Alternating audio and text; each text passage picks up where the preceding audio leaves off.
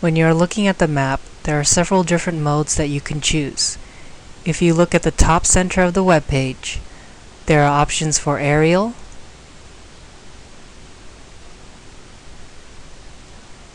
street,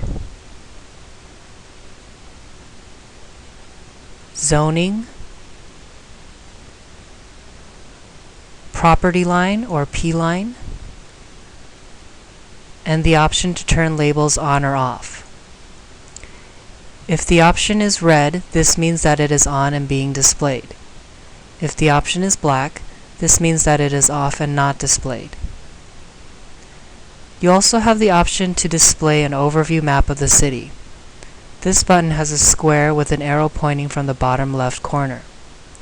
When you are zoomed in, this tool will show you where you are in the city, as indicated by the red box. Next to these display buttons, you will see the letter I in a blue circle. This is the Identify button. When you click on this button and choose a plot of land, it will give you the address and information about this property. You also have the option to print the map or save it as an image file.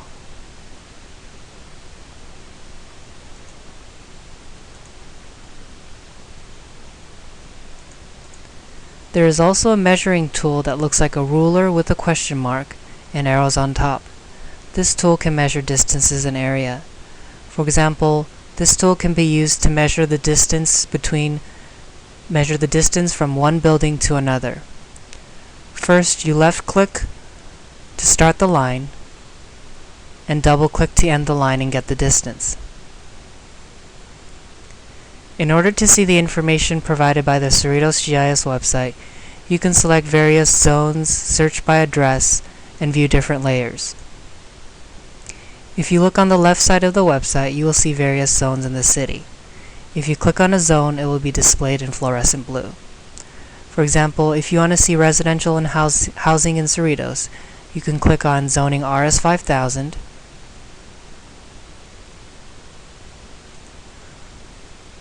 or RS 6500.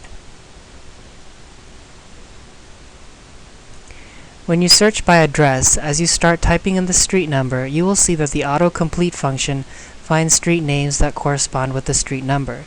You do not need to enter the city, state, or zip code. For example, 18025 Bloomfield Avenue. When you search by address, the search results will be displayed under the Results tab with information.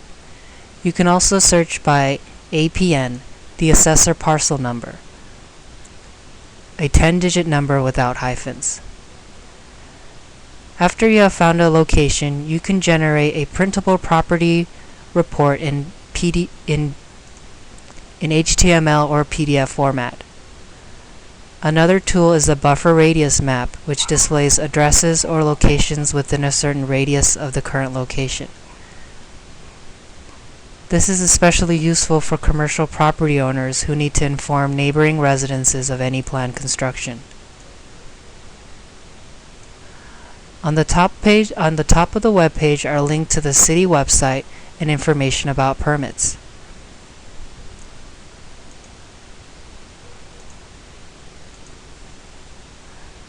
The Layers tab allows you to see various categories of information, such as bike paths,